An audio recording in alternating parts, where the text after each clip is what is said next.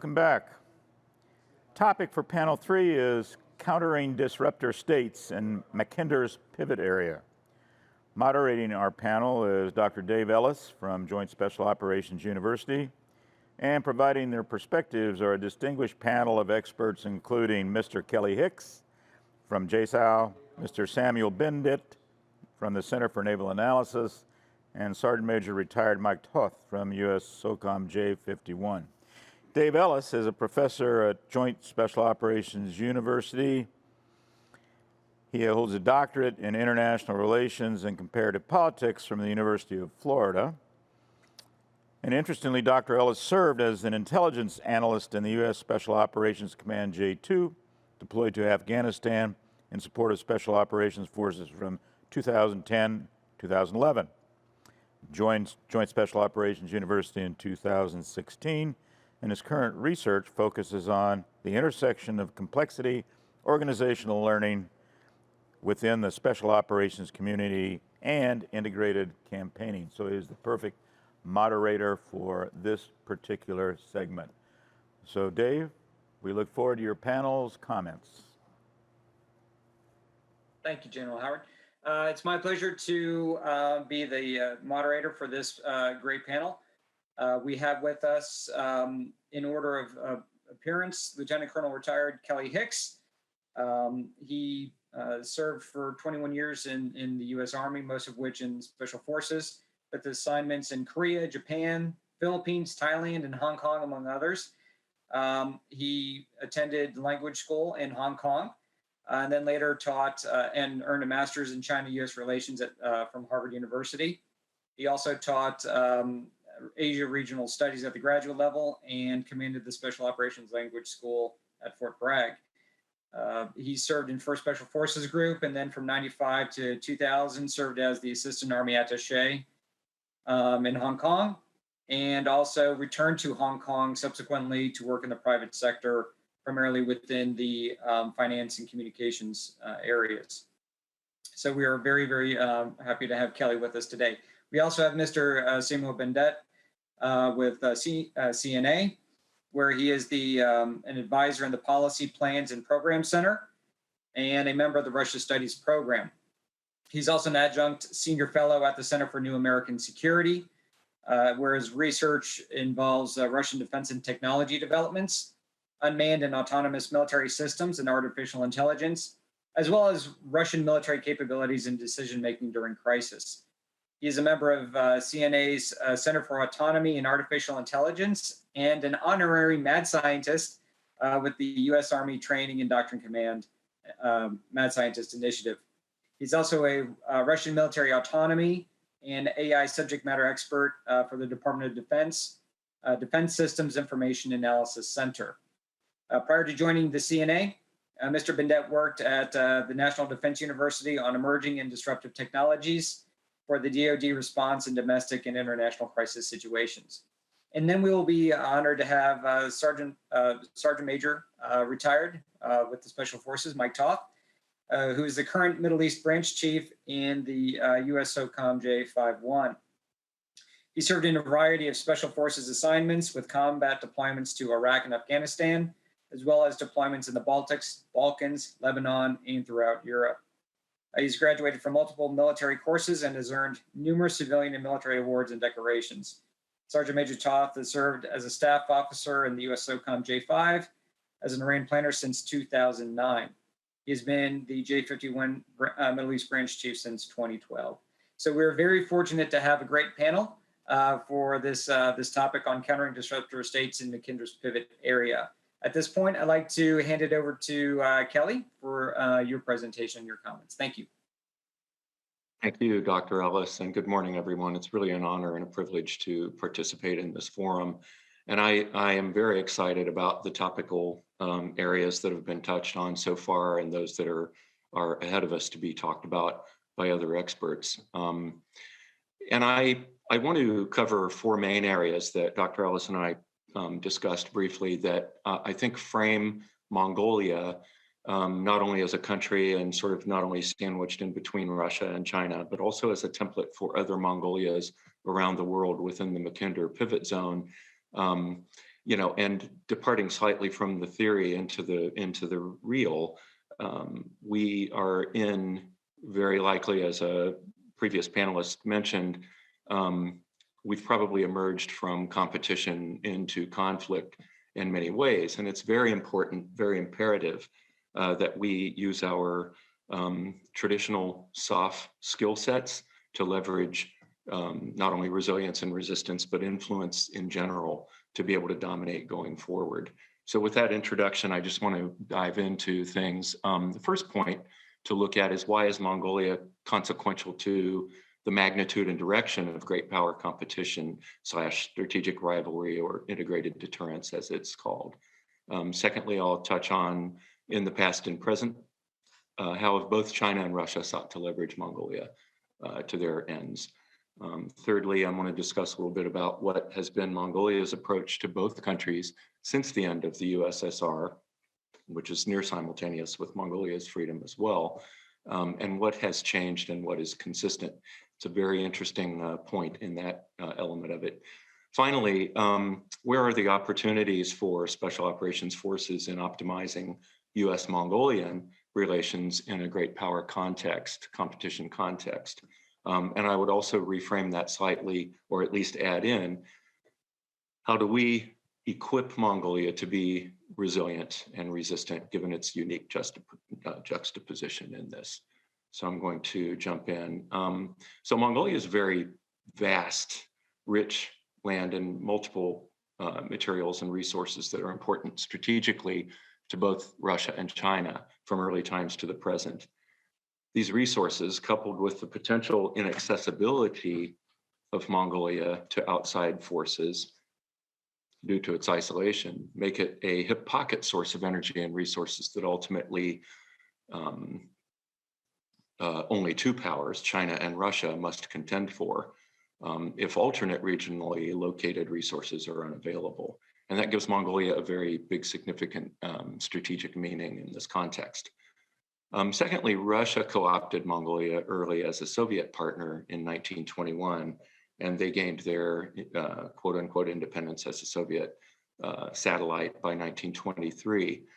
Well, that relationship became a strategic one that was created, and it is less meaningful today, but it still exists, and it still provides ready linkage for strategic accessibility to Russia, for Russia. Ulaanbaatar, or Red Hero, remains the name of the capital to this day. Speaking for China, any ability to control such a vast hinterland, which Mongolia comprises, to enjoy access, for example, to mining resources while not having to be concerned with threats from a local populace, is a strategic advantage. So that's sort of China's concern. One of China's greatest strategic concerns has always been the notion of uncontrolled hinterlands with unpredictable inhabitants, and that's literally the reason they built the Great Wall. It's been a problem for millennia for China, and it's something they worry about today in a real and a conceptual sense. Thirdly, Mongolia's approach to both powers since communism has been to maintain stable relationships while leveraging diverse contacts with the outside, resulting in cultural changes for Mongolia, economic improvement, and solidification of significant relationships from Australia to the US. They've shown prowess in developing relations with South Korea, which accounts for about 20% of their economy, and that's on a low risk basis for them. They tend to regard Russia as the old uncle. We observed recently that's displayed as a fond reverence within Mongolia's overt media and so forth. Regarding China, Mongolians are aware of human rights violations against their Mongol brethren of Inner Mongolia across the border, as well as some of the most egregious ethnic bias treatment against the Tibetans, whose Buddhism is the national religion of Mongolia as well. About half of the Mongolians are Tibetan Buddhist. Significantly, Mongolia hosted the Dalai Lama in recent years, and that was a visit that enraged China to the point of embarking on an onslaught of serious threats against the leadership and the people. It even resulted, frankly, or at least led to partially the change in government in Mongolia. By keeping Tibetan Buddhism alive, which is frankly a form of resilience in many ways, Mongolia has essentially demonstrated that it has the power to provoke China to the point of distraction and cause China to have to expend significant political capital to rebuke Mongolia. That's what I believe we took away from that lesson of a couple of years ago. Mongolia has therefore demonstrated a substantial reach beyond the influence of its two neighbors. I argue a new reality that may provide opportunities to be resilient against or resist either or both powers, if need be, in a meaningful way. And I would add that in order to maintain a steady state of resilience, nations such as Mongolia and many others can do this if they have a strong, committed, great power behind them.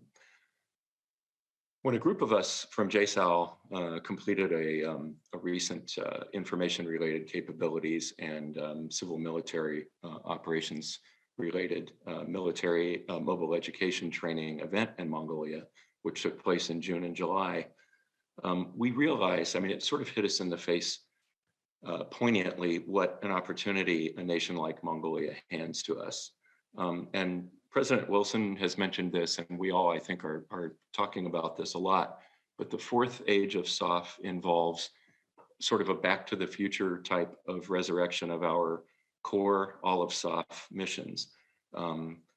Unconventional warfare, foreign internal defense and development, influence operations, civil military operations, et cetera, the whole plethora. And I would argue that to move things forward with Mongolia, or at least create a template to move things forward even in a larger sense, we should align from the MET to the JSET. So whatever JSOU is teaching, whatever we are sent to be able to impart to foreign governments like this, host nations, needs to be aligned with our national military strategy, and our national command authority needs to be in sync with what our theater special operations commanders imperatives are. And in that regard, we can engage with a view to dominate in the fourth age of SOF. So I'm throwing that out there, and I'm saying that by training and empowering the Mongolians to conduct significant resilience and resistance and other operations against adversarial powers, and sort of think of General Clark's porcupine model from his recent interview, we would be creating an entity that is able to resist if enveloped or dominated in a meaningful way. And hopefully it doesn't ever have to come to that if influence and so forth are exercised in the right way at the right touch points. For example, all of SOF, I'm talking about Army SOF, Air Force, the SEALs, MARSOC, the whole works. Engagements can leverage populations of herders who know no boundaries. And in the deep vastness of the Western areas, these centuries-old lines of communication are quite vibrant to this day. They were there in 1989 when I was in Mongolia, March of '89, speaking with Tibetan Buddhist monks who were at the Lamasery, the main one in Ulaanbaatar, which is still there. And through a translator, I was able to learn that some of them had come all the way from Tibet, and they were aware of the slaughter of the monks in Lhasa 3 months previous to that. And that struck a nerve with me back then, and seeing that some things never changed struck a nerve with me again in this recent visit. And it caused me to deeply feel that we have the tools and the capability to leverage these ancient supply lines and ethnic and religious interactions that transcend borders and cross-cut sort of economic and ethnic lines even. Our observation of Mongolia saw a ready and waiting population, basically capable of carrying their own water. And this is another essential point that I'd like to make. SOF, UW, those kinds of missions, SOF was never a force on force. It's a force multiplier. Let's get that out and let's dust it off and really put it to use meaningfully, enable countries such as Mongolia and others like it across Africa, across Latin America, the Middle East, et cetera, to carry their own water and conduct their own missions within their own sort of optimal conditions. So we therefore can maximize their ability to carry out the daily mission work, serve their security interests most effectively. And we can, in the meanwhile, enhance our own diplomatic and interagency strengthening, including military power, to influence and eventually dominate. And other nations, as I touched upon, across each region can be and are in many ways positioned to act in the same manner. The strategic competitor integrated deterrence target is the same two key actors, after all, with the exception of Iran and North Korea, who are disrupting constantly pretty much. China and Russia are the key actors who we will be encountering and facing off with within competition or influence or even conflict in the future. So we have to keep that in focus, that those entities are stretched across the earth, and it's not a big leap to consider the template that I'm talking about for Mongolia to also be applied. And I think I see this happening in previous and what's the topical areas of our upcoming conversations in this forum, that it's already being thought about and done, which is really good. But think, for instance, about not everything is out of the barrel of a gun. And frankly, diplomatically and commercially, we have enormous levers that we could be thinking about. And if you look at, for example, China's Belt and Road, which President Wilson mentioned this morning, he showed that map. And on land and on sea, there's never been a more vastly stretched and costly economic enterprise attempted by a great power. Simply put, it is the one of our time. But it's one of China's soft underbellies, and we have to think about things like this. How? Populations in various countries that participate in the Belt and Road are upset with their own governments, being treated a certain way after having signed up their nation's futures into enormous indebtedness, for example, with perhaps uncertain returns. People see this, and oftentimes they've voted these leaders out who had made these agreements. In other ways, they're a bit, their hands are tied. But the thing is, these populations can be engaged in traditional mission sets and trained and influenced to push back against China everywhere this is happening. This is an example of the soft underbelly of a vulnerability that can be exploited, and it doesn't have to involve shooting anyone. It can be a very commercialized type of thing. And I would cite the example of a civil affairs type of team with a contract lawyer as one of its members, engaging with obviously with our diplomats and so forth, and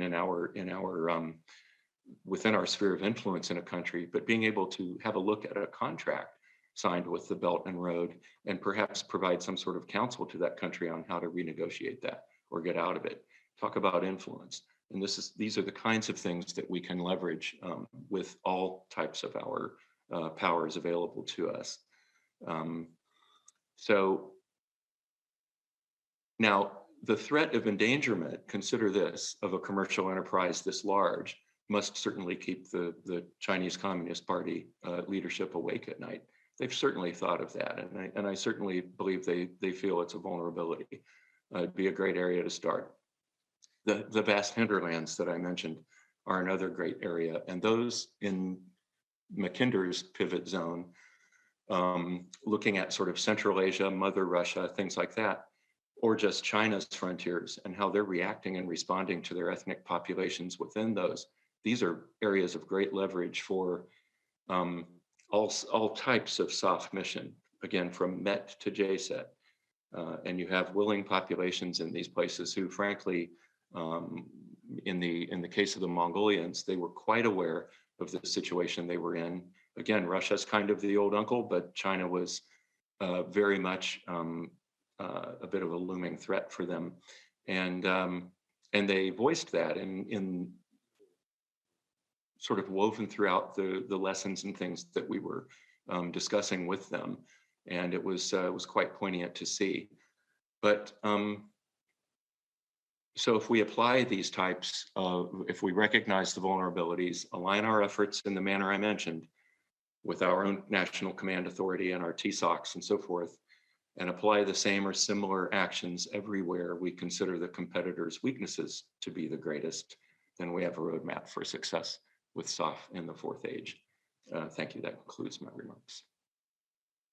Kelly, thank you so much. What I heard from your comments was moving the idea of resilience out of just the domestic context, right, the national identity context, but also thinking about resilience from a systemic political context, which as we move forward through I think our conversation in this panel is going to get steadily more difficult for us from our perspective, right? We are able to have that engagement with Mongolia pretty unimpeded.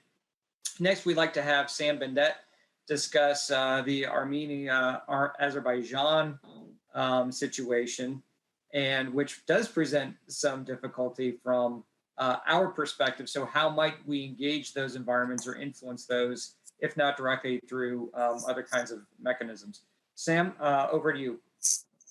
Good morning. Thank you, Dave, and JSOU for hosting this event. I definitely appreciate the opportunity to speak to you all today. Recently, the Armenia-Azerbaijan conflict has been discussed at length in terms of military technology and its applications in combat. And so there's excellent analysis done by the DoD, its academic institutions, and the expert community on the use of autonomous technology together with legacy systems in this war. So I will leave that for other panels or for your Q&A. I would like to zoom out, if you will, for the next 10 minutes to discuss larger geopolitical trends that affect this region, and especially the Armenian-Azerbaijan relationship. Russia and Turkey, as the main regional powers in this multipolar area, are going to define how this region is viewed by the international community. Simply put, there are no real substitutes for Russia and Turkey as major regional powers and decision makers. Both countries have centuries-long connection to the Caucasus and the two countries in question here. These connections are religious, social, cultural, economic, and military. The ebb and flow of history has produced overlapping sets of connections that today allow Russia and Turkey to consider this area as vital for their own geopolitical security. After 1992, Turkey started to actively engaging former Soviet states and the former near abroad, and was one of the first countries to recognize Azerbaijan. Decades of political, economic, and now military and security ties with a stable Azerbaijan government produced a larger vision that Turkey today identifies broadly as one people, two states. Turkey's military assistance to Azerbaijan in the 2020 Nagorno-Karabakh war was absolutely vital to Baku's victory. Beyond the Caucasus, Turkey spreads its influence in Central Asia and even across Russia among ethnic Turkic people, as Ankara seeks to position itself as a key state in the larger Turan in the Middle East, Central and South Asia, and even beyond. For its part, Russia is a key state across the entire former Soviet space, and much has been written about that over the past 25 years. For Armenia, Russia is a major and an indispensable ally, and Moscow and Yerevan have solidified this relationship via numerous bonds, not the least of which are the military ties and a Russian military base in southern Armenia today. Armenia ultimately looked to Russia for the resolution of last year's war, as did Azerbaijan for that matter. Russia managed to maintain strong military security relationship with both countries, even selling military equipment to Azerbaijan as Baku was arming against Armenia. Proof of Moscow's indispensability is the final negotiation that put an end to the Nagorno-Karabakh conflict. We can describe the Russia-Turkish relationship in many terms. They're competitors, they're frenemies, they're sometimes and somewhat allies, but in the end, Armenia-Azerbaijan situation is probably determined by their geopolitical situation more than any other factor. It is certain that EU, NATO, United States, and other countries like China and Iran can play a significant role in Yerevan's and Baku's outlook. But there's no escaping history and geography in the context of the Azeri-Armenian relations. As one Russian military analyst put it, and I will leave that for your consideration, and I quote, Baghdad, Istanbul, and Tehran are much closer to Yerevan than Moscow, Prague, or Paris, end quote. Both Russia and Turkey understand their roles in the Caucasus and can actually deconflict their approaches to post-Nagorno-Karabakh situation. Presently, Russian and Turkish peacekeepers are patrolling that area, and they have regular deconfliction meetings between the two sides. Is there limited ability for the United States to influence the evolution of the area directly? Well, as I mentioned, long-term historical developments place Turkey and Russia to the top of agendas for both Baku and Yerevan. This is unlikely to change going forward, especially as Turkey and Baku are drawing closer as military security allies. For Turkey, Azerbaijan presents a key ally in its quest for greater influence well beyond the Caucasus. When it comes to acquiring key resources like oil and natural gas, both Russia and Turkey use their influence in the Caucasus and former Soviet regions.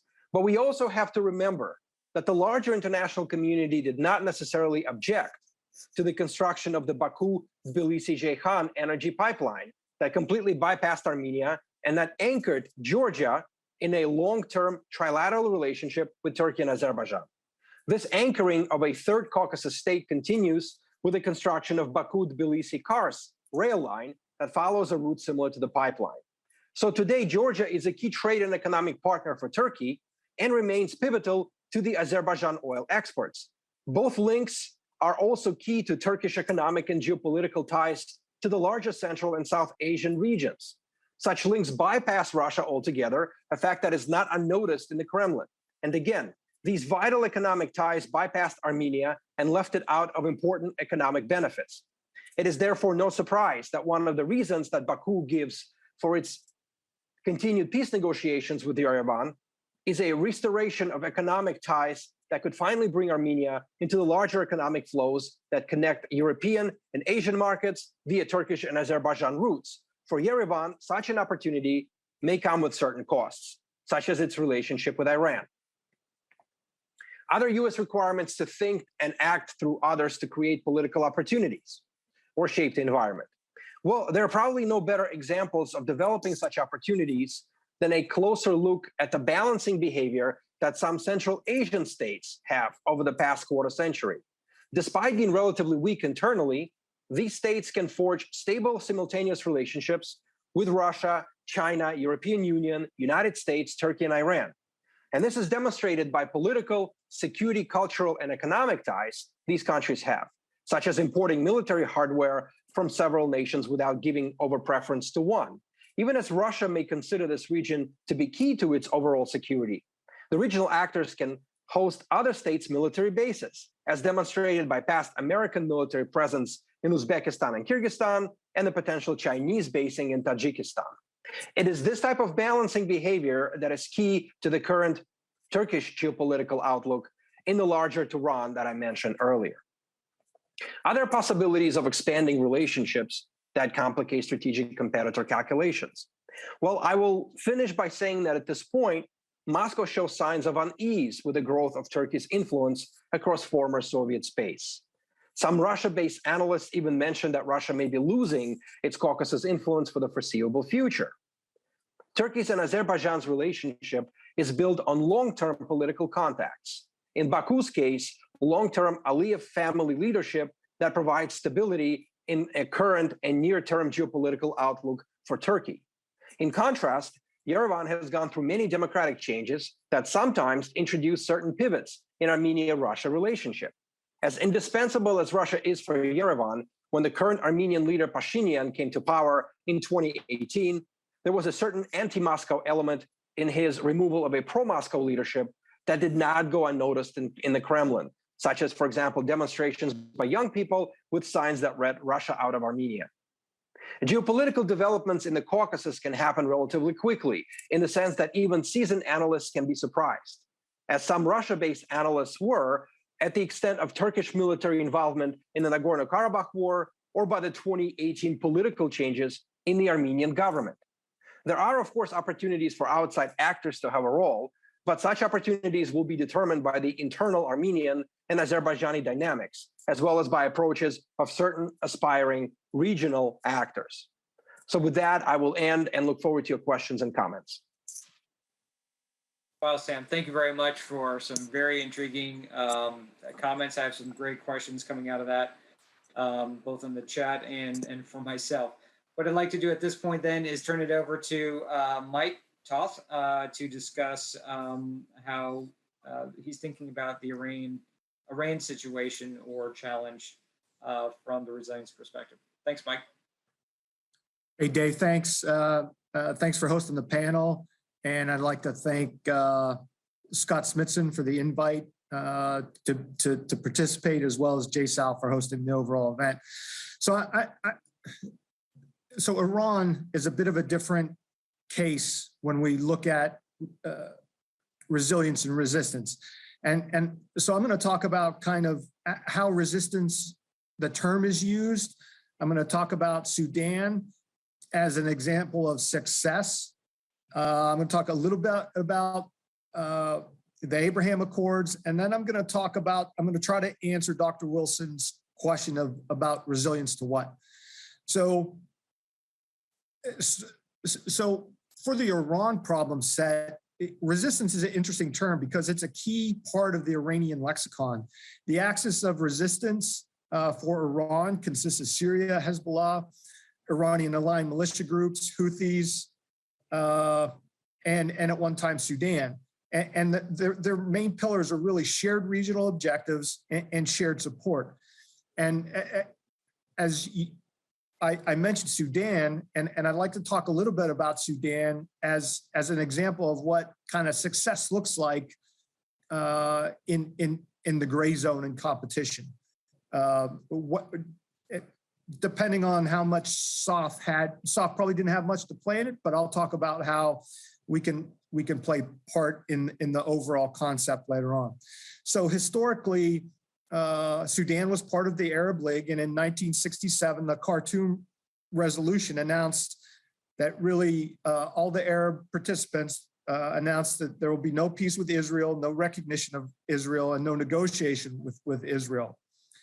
Fast forward to 2009 and 2012, Israeli airstrikes happened pretty regularly to prevent Iranian weapons going to Gaza. And then there was a strategic realignment when Saudi Arabia reached out, and Sudan went from being a hub of Iranian weapons proliferation to Gaza to supporting KSA, to supporting Saudi Arabia against the Houthis. And in 2016, Sudan cut off all diplomatic relations with Iran. Now, of course, all of this was coaxed by billions of dollars of Saudi investment. And then fast forward again to 2020, when about the same time the Abraham Accords were announced, Sudan announced that they were moving towards establishing diplomatic relations with Israel. So in a span of 10 years, they went from being one of the key hubs in Africa for Iranian influence to completely flipping. And that kind of leads me to the Abraham Accords. So really the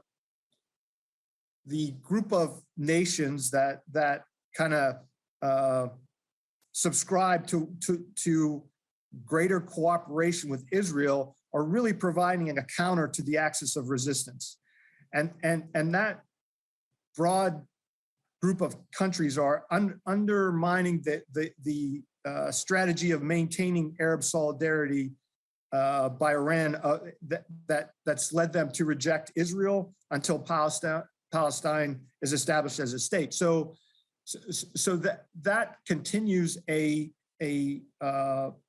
those dialogues and that change really provides multiple options for engagements between partners and members of the axis of resistance. So there's open source reporting about the UAE engaging in Syria and future investment. And that all kind of speaks to the Sudan model where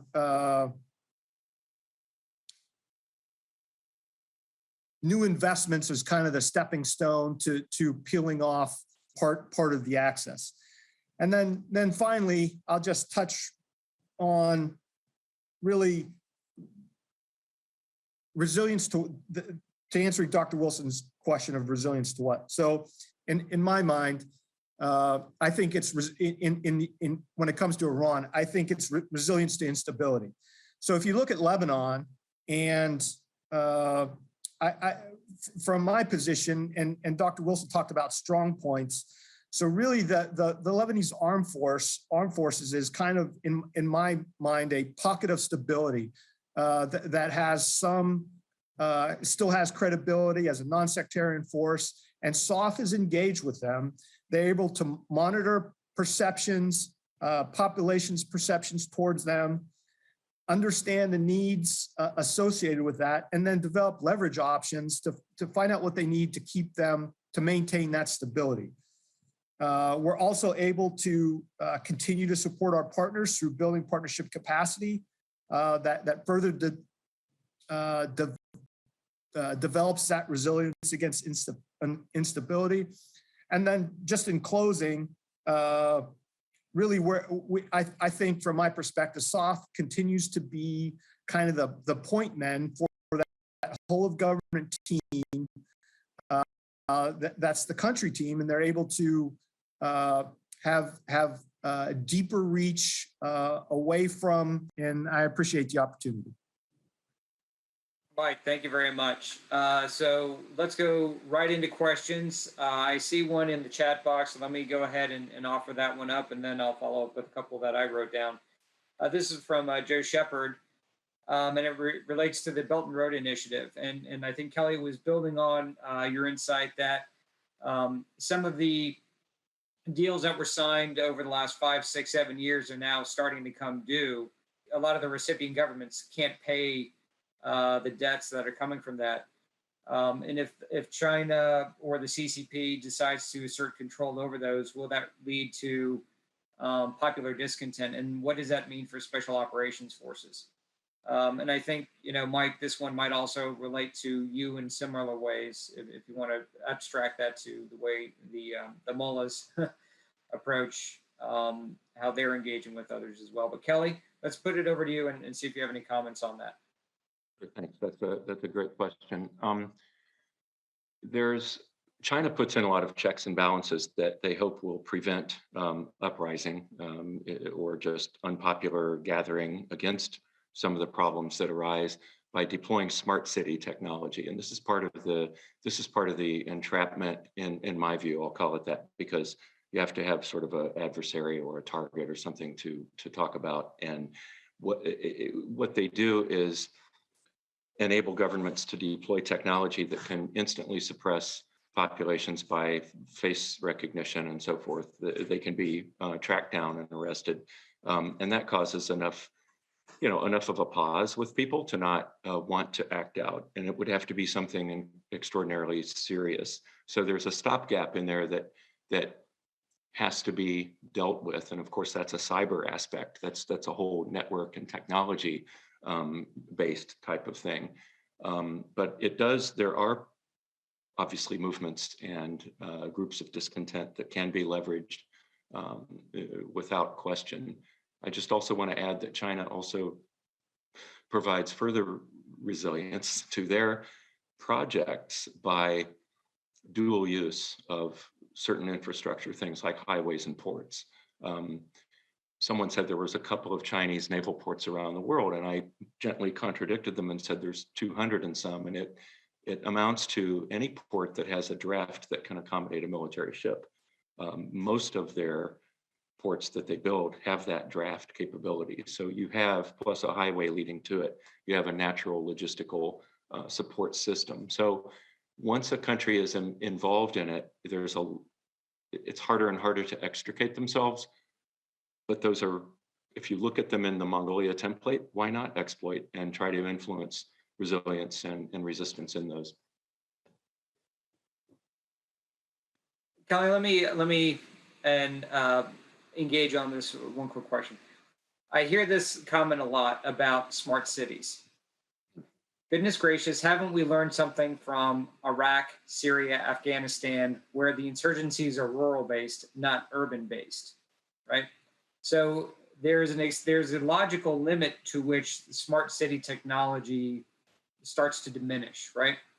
So does that indicate something in how we should think about who and where we engage, or what kinds of engagements we start to undertake as special operations? Smiling because that's a great question, and it's right across the plate. I mean, absolutely. We can leverage the vast hinterlands. We can leverage the fringe and border areas where people either don't have the equipment to get themselves there to oppress somebody, or it's just so denied that it's really a unique population who can exist out there and thrive out there. And if we leverage those populations with our capabilities, our all of SOF types of methodologies, that's a great area of exploitation. And I think it's core. It really harkens back, this is the back to the future thing. It harkens back to the remotest things we can think of in the Balkans and in Italy and so forth, so you not only had Jedbros in France and so forth, but you had in all these other countries the same concept being unraveled with those populations, and that was very denied terrain, and it was harsh to the Germans and their effort. So, yeah, it's a great question. I think that's where our thinking should be. So, Mike, as you were speaking, one of the, I think, correlated questions I had from the questioner. So Iran has positioned itself as part of, or a leader in the axis of resistance, right? But it's been resisting for about 35 to 45 years, depending on the environment. So does that make it the man or the system in and of itself? And are you seeing resistance to the resistance generating below at the social movement or population level? And if so, how do we think about resilience for those emerging social movements as the authoritarian systems start to, I don't want to say, they start to decline, or the systems loosen up because they're having a harder time controlling things? Are you seeing any of that, I guess is my question. Well, it's a great question. And I think, well, I think 2 points. One, I think, I mean, my sense is the money's running out for Iran, so they don't have the money to spread around like the opposing axis has. So I think that's one thing. And then second, I don't think, so if we take Lebanon, for example, I think the unrest in Lebanon has more chance to have some blowback on Hezbollah than it does on Iran specifically. So I think it's more when that instability happens and a Iranian proxy stops being able to provide some of the social benefits it has in the past, then it gets blamed for that versus Iran, if that answers your question. Very much, and it also means that the unit of analysis has to switch from Iran and countering Iran to thinking about, okay, what are the opportunities within the context of the local political environments, right? So the proxy groups or parties have some utility to a population. Why, and is there an alternative that might be able to create different allegiances? Is that fair, Mike? Is that what you're thinking, or? Yeah, absolutely. That's exactly what I was trying to say. You said it much better. So Sam, you had a really interesting conversation about Russia and Turkey, and I want to go back to the frenemies line, frenemies approach, right? So they're in cooperation on some things, but fairly open conflict on others. But they're able to do it with, as a casual observer, some kind of degree of control, right? They're not letting it escalate. Is there something different in their foreign policy philosophies that we should learn from? So in the West, we may have one way of looking at things, but do they have a different philosophy of foreign policy and are able to manage that competition and conflict a little bit differently than the West? Well, I mean, it's an excellent question. I'm not a Turkey scholar. I do pay more attention to Russia. I think what we're starting to see right now, and I did mention it, is that Russia is getting more concerned about the extent of Turkish overt influence and their efforts in the former Soviet space. So until recently, even with the resumption of, or rather the commencement of Russian activity in Syria, Russian military mission in Syria, Turkey has maintained a lower profile. I think the Nagorno-Karabakh involvement was a real shock to the system. And if there was some kind of balance between Russia and Turkey sort of deconflicting with each other in, let's say, Syria and Libya, and maintaining very strong economic cooperation and relationship. Like, for example, Turkey is one of the biggest tourist destinations for Russians. Millions of Russian tourists vacation in Turkey, or at least were doing so before COVID. If there was a balance, that has been somewhat disrupted and upended by Turkey's deep involvement in Nagorno-Karabakh. I did mention that some Russia-based military analysts were very surprised at the extent of Turkish involvement in the war, and the extent of the integration between Azerbaijan and Turkey. If Turkey continues on its present path, its desire to sort of spread its influence, build more relationship with Central Asian states, solidify itself in the Caucasus, maybe even try to build relationships with Russia-based ethnic Turkic peoples, I think we're going to see this balance upended even further. So right now, I think Russia has a lot on its plate, and conflict with Turkey isn't on the agenda, at least for now. And Turkey, of course, understands that Russia remains a predominant military power of the two. However, if Turkey continues with its approach and its spread of influence as it has done in the past, we may see sort of the emergence of more confrontational tone between the two countries, even as they seek to deconflict with themselves, let's say, on the firing line in Nagorno-Karabakh. Wow, very interesting. To your knowledge or your interpretation, is there any indication that whether or not Russia sees Turkish movements as part and parcel of, say, European encirclement, or do you have any indication that they're seeing it as just a separate geopolitical movement, disconnected from, say, Europe, but still something that causes some potential threat along their borders?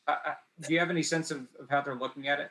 Yeah, I think looking from the open sources, looking at public information, we get the sense that it's the second choice that you've identified, that it is Turkey's own sort of unique geopolitical thrust that has taken advantage of certain processes that took place or broke down in different regions of the world, such as Middle East, that allow Turkey sort of to raise its profile.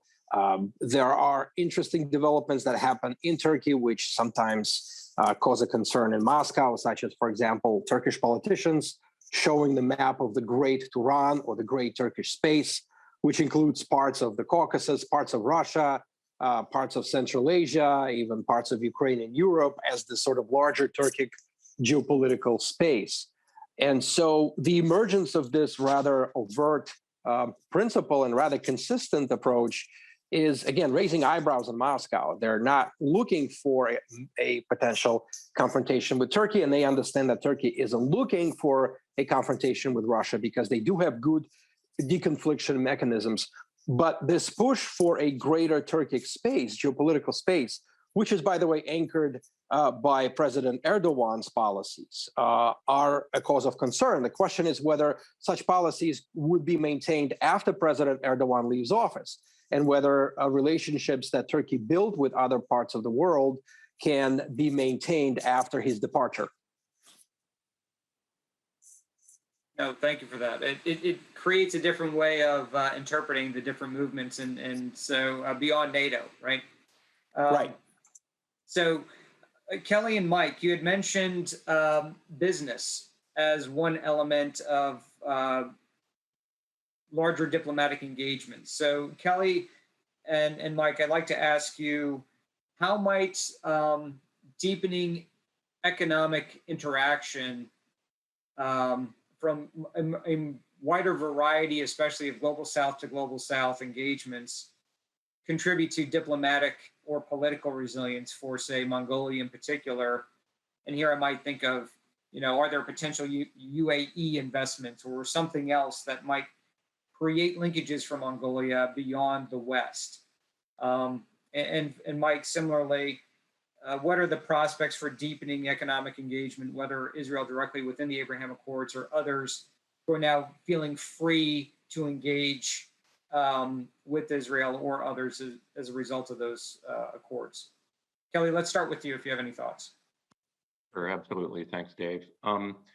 Mongolia currently has, and I mentioned this a little bit up front, sort of touching on it, a fairly complex network of economic partners nowadays. Now, if you look at statistics, they're not huge. Korea does about 20% of their economy worth of business with them, and it's largely in the services industry, but it's quite visible, and it's something that you can tell South Korea, of course, has a great deal of influence there. On the other hand, you have much larger economic ventures that aren't quite as visible because they're so far from the capital, such as Rio Tinto Mining, the Australian company, but the volume of that in dollars and in volume of materials mined and so forth is fairly astronomical. So China also has a great deal of mining interest there, as does Russia. Those are more reflective of, for China, convenience of the location and the ability to maybe shortcut some of the sort of the international environmental protection regulations, it's a rub point, a friction point with Mongolia. But for Russia, certainly they do partake pretty regularly, but not huge scale in terms of mining operations. So those are two examples. And that's in terms of what Mongolia has to offer. The rest of it is cashmere wool related commodities and things like that. So it gets sort of beyond the mining and some of the commerce or the services industry. It gets a bit sparse. We also have mining interests there and a lot of companies present. So as far as leveraging much more than that, I'm not sure what is left to do, but the competitive great powers are certainly all present there. So I think it becomes more of a focal point of influence in this way with dollars. And maybe the more we put in, the better off we would be in that regard. This makes me think of Latin America too. And I thought of that when you first brought this up. There are regions where we kind of let things lie fallow and we don't spend a lot of actual money and provide a lot of expertise.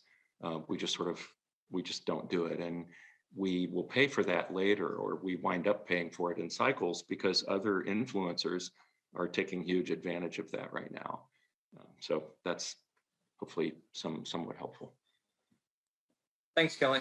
And Mike, in the context of the Abraham Accords, have you seen any kind of difference in trade patterns that might indicate greater diplomatic or economic integrations for some kind of resilience effect against Iranian malign influence? Not specifically against Iranian influence, but there has been a broad across the economic spectrum of investment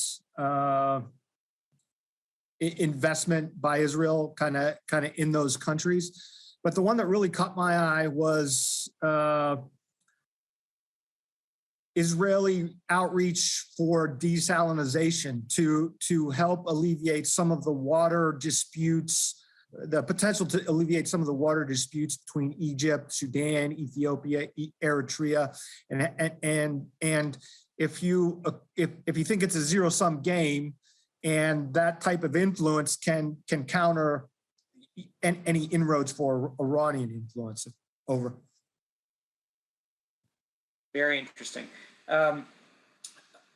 We had started to talk about Turkey in the Russian context. Do you have any thoughts or any atmospherics that you can share on how the Iranian regime is interpreting Turkish involvement in its kind of near abroad?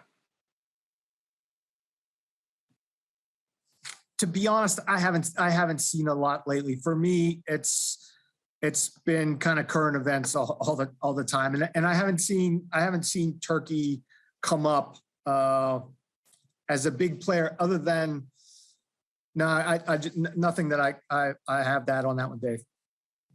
Have you made your PowerPoint today, Mike? Right? Not yet. All right. Hey, Sam, I wanted to go back and re-engage on this idea of European economic engagement with Armenia. Could you talk a little bit more on what you could imagine as deepening economic relationships with respect to how do we, if that area is primarily Russia and Turkey geopolitically, what are non-military ways to create entrees or open it up for potential larger influence if we desire? Or do you kind of assess that this is actually one area where Europe and the United States, simply because of realities, are really going to have a hard time influencing? We're going to have to sit back and watch for the most part. Well, I think that's a great question. And look, Armenia is open already. I mean, it maintains trade relationships with other countries, with Europe, with Russia, via Georgia, via Iran, and other parts of the world. I think the geopolitical reality and the geographical reality dictates certain conditions. So I did mention the fact that early on, the international community didn't mind when major oil and rail links were built bypassing Armenia over the past 20 years, or at least I didn't hear much outrage about that from the international community. And these rail links were pivotal to the Azerbaijani and Turkish and Georgian economic growth, but again, it kind of left Armenia out in the cold. Obviously, there are opportunities, but again, the opportunities will be dictated by the reality on the ground. So the peace push by Azerbaijan and Turkey that I mentioned actually puts economic realities to the forefront. And it basically gives Armenia a choice whether it could be integrated into the larger economic flows via its various economic corridors that could be opened up, or it can be continued as an isolated state, which is to the detriment to the Armenian people, of course. Now, Armenia does maintain a very large diaspora in many parts of the world, including Europe. The diaspora is very active. But at the same time, there are limits to how much such a diaspora can influence and affect the home state policies, as we have seen last year. So I think what has to happen is the international community has to take a very close look at the conditions put forth by all belligerents in this war, and at the conditions that they're willing to accept going forward. After Nagorno-Karabakh, after the conclusion of the Nagorno-Karabakh conflict, it's unlikely that there would be another flare-up of activities. It is likely that the conflict would be sort of frozen at its current stage. It is likely that both sides will try to implement some kind of agreements that would advantage themselves the more.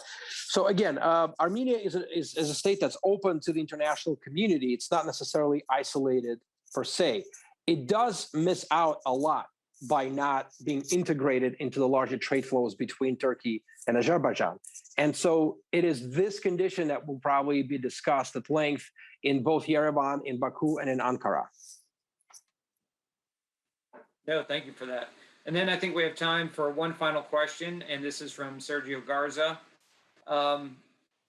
What considerable regional powers, either rising or secondary, however you would like to describe them, can be empowered or are starting to engage to balance with China or Russia in this pivot area in the hinterlands? One example might be, what are Indian or other regional power interests in that pivot area? SOF can't be everywhere, so who else has an interest in playing in, or at least addressing their own challenges in that area that we might be thinking of to work with? And Sam, let me start it off with you. It's a great question. I think when it comes to the Caucasus, there are limits to how much other powers can influence the region. And so the Caucasus would be an area of influence between Turkey, Russia, and Iran for the near term. Again, other countries can definitely maintain certain amount of influence, such as European Union, the United States, especially with the states that have access to the sea or to the global ocean. But again, I think geopolitical realities also dictate what is happening on the ground or what is happening at the negotiation table. There are limits to other nations' influence in a region that has been so historically integrated over many, many centuries, where so many overlapping priorities, social, cultural, historical, religious relationships exist. No, thank you for that. Mike, do you have any thoughts on that question? And Kelly, we'll conclude with you. Well, I think it just circles back to the Abraham Accords, that really not necessarily the realignment just continues, and through the diplomatic, economic domains, it's working itself out. So, and then as we withdraw, China and Russia will, especially China, I think will try and fill the vacuum that we leave. Thank you. And Kelly, we'll conclude with you. Dave. So part of my answer aligns with what Sam said in the same vein. There are not a lot of powers that can influence the rest of the region, but in terms of allies or others who can participate the way we would want to do, and as you aptly pointed out, SOF can't be everywhere. India is a great resource in the region in terms of influence and alliance. Obviously, they operate in their own interests like so many other countries do, so the alliances can be limited. We also, I think, with no longer a presence in Afghanistan, we lack the influence or gravitas that simply our presence lent, if nothing else. Certainly not a stage from which to launch anything going forward. So we, in that context, we become left with leveraging populations in hinterlands again. And I think that you have Kazakhs. Kazakhstan is the only other border that Mongolia has with anyone. That's China and Russia, and then there's a small area with Kazakhstan. There are a lot of ethnic Kazakhs on the eastern side, on the Mongolia side of the border. And while they're Muslim, there's a lot of influences and a lot of exchange that takes place across that border. And it's a similar thing to Tibet. So if you just boil it down to a religious sense and leverage those lines, then look at what alliances and what possibilities may exist. And then you have supplies and you have a lot of things that SOF could leverage. But again, I think that the scale is also just kind of fringe. Thank you very much. Panel, Kelly Hicks, Sam Bendett, and Mike Toth, you've done a great job educating us this afternoon now. General Howard, back over to you, and thank you everyone for watching this panel on Mackinder's pivot area. It's our third session to a close. Thanks again to our panelists for their comments and perspectives. I'm reminded that this is Dr. Ellis's fourth forum, so it's probably no surprise that they had a great panel.